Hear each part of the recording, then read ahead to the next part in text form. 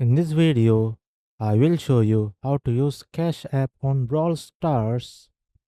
You cannot link Cash App directly in Brawl Stars app, but you can still use it for purchases.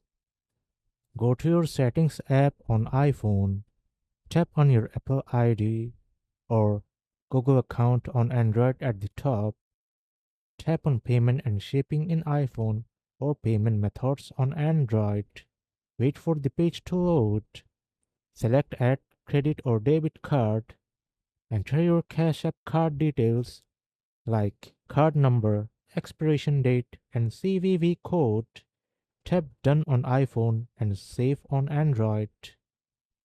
Open the App Store or Google Play Store.